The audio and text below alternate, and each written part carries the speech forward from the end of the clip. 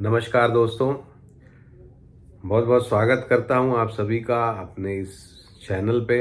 और आज के वीडियो का ये टॉपिक भी इज़राइल के युद्ध के ऊपर ही हमने बनाया है, क्योंकि ये युद्ध अभी बहुत ही क्रिटिकल स्टेज में है।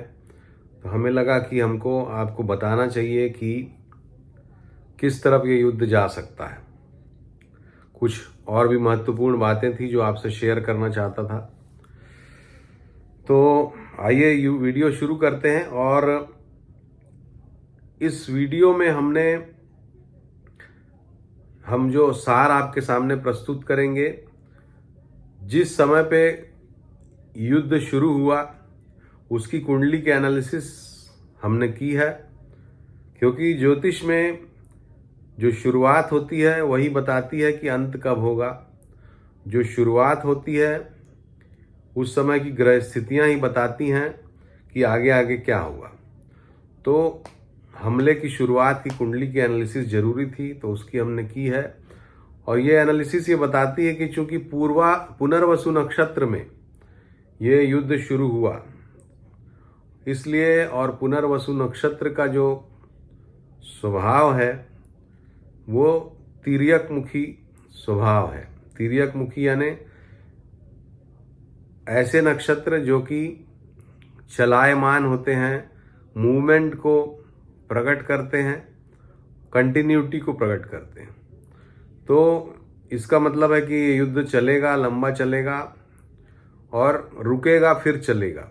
पुनर्वसु नक्षत्र का जब हम एनालिसिस करते हैं तो यानी ये युद्ध चलेगा, फिर कुछ समय के लिए ठंडा पड़ सकता है, फिर चलेगा, फिर ठंडा पड़ेगा। इस तरह से ये कंटिन्यू करेगा। पहली बात ये है। दूसरी बात, ये जो कुंडली की टोटल एनालिसिस से ये स्पष्ट होती है कि पॉइंट्स में अगर बताऊं तो 3-4 बिंदु स्पष्ट होते हैं। पहला बिंदु ये स्पष्ट होता है कि ये अपने समय का या अभी का सबसे बर्बर युद्ध सिद्ध होगा, जिसमें बच्चों के लिए और महिलाओं के लिए बहुत ही ऋणात्मक परिणाम निकल के आएंगे। ये इस कुंडली से स्पष्ट होता है। दूसरी चीज स्पष्ट होती है कि इस युद्ध में विदेशी लोगों का बहुत हाथ रहेगा। विदेशी का मतलब है कि जो इजराइल से भी नहीं है, जो फिलिस्तीन से भी नहीं है। इन दोनों के अलावा इतर कंट्रीज का भी बहुत हाथ रहेगा, वहां से भी लोग मरेंगे। तीसरी चीज ये स्पष्ट होती है कि इसमें जो बड़े देश हैं जो कि अंकल सैम की भूमिका निभा रहे हैं, अंकल सैम जो यूएस को ही बोला जाता है, तो उसी तरह का जो एक बिग बॉस की भूमिका निभा रहे हैं।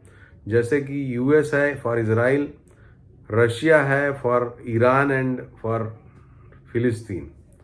तो इन कंट्रीज का बहुत फायदा होगा, इनका बिजनेस बढ़ेगा, निश्चित रूप से इनको काफी व्यापक धन का लाभ होगा। तीसरी बात ये स्पष्ट होती है।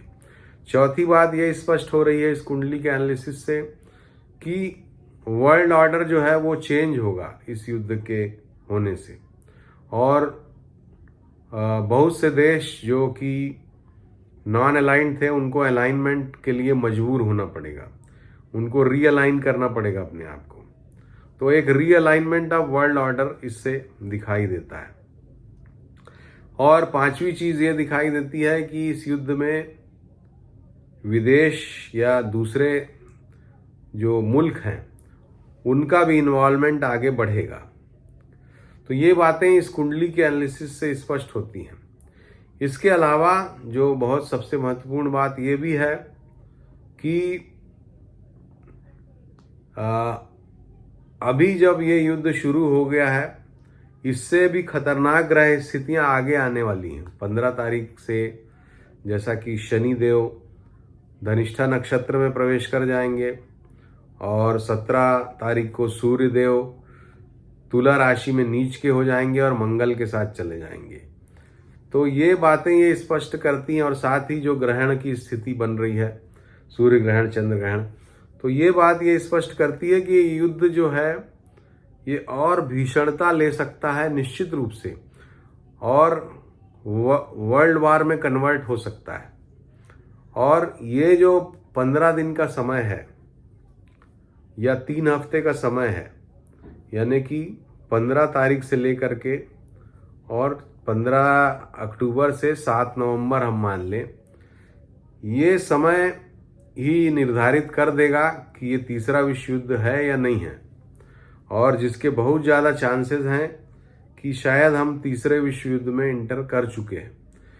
ये ग्रहों की स्थिति के आधार पे मैं आपको कह रहा हूँ, एक ज्योतिष होने के नाते इस आधार पे कह रहा हूँ कि आगाज ग्रहों का जब अभी पूरी तरह से नेगेटिविटी शुरू नहीं हुई है तब इतना भीषण हो गया है, तो जब ग्रहों की नेगेटिविटी पूरी चरम पे आ जाएगी तो और कितना भयंकर रूप ये ले सकता है, इस आधार पे मैं ये असेस करने पे मजबूर हूँ कि ये युद्ध जो है विश्व युद्ध का रूप ले सकता है 15 तारीख से लेके 7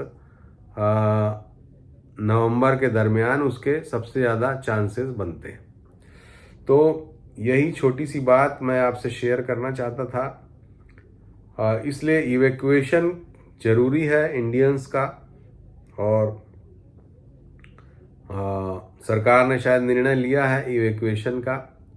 भारत के ऊपर इसका क्या असर पड़ेगा, तो भारत के लिए कहीं ना कहीं क्रूड वगैरह के दाम बढ़ेंगे इसमें युद्ध होने से, तो भारत को वो एक नुकसान होगा और धन का नुकसान भारत को होगा इससे।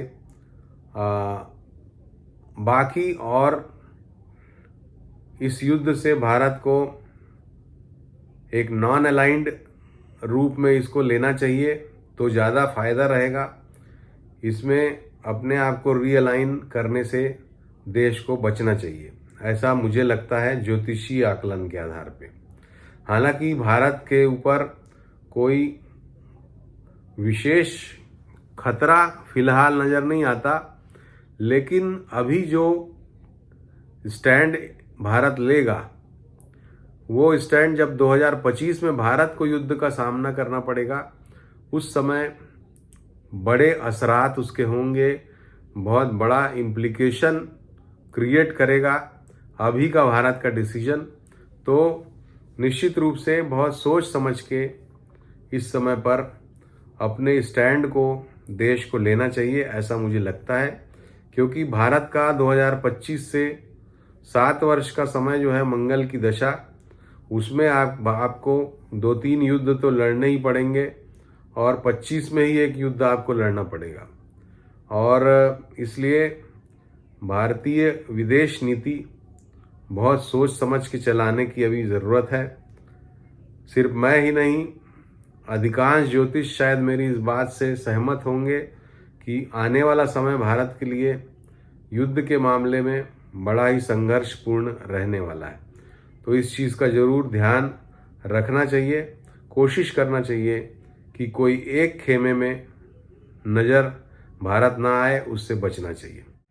तो अगर हमारा वीडियो आपको पसंद आया तो आप इसको लाइक करिए, शेयर करिए, और हमारा चैनल अगर आपने सब्सक्राइब नहीं किया सब्सक्राइब कर दीजिए। नमस्कार।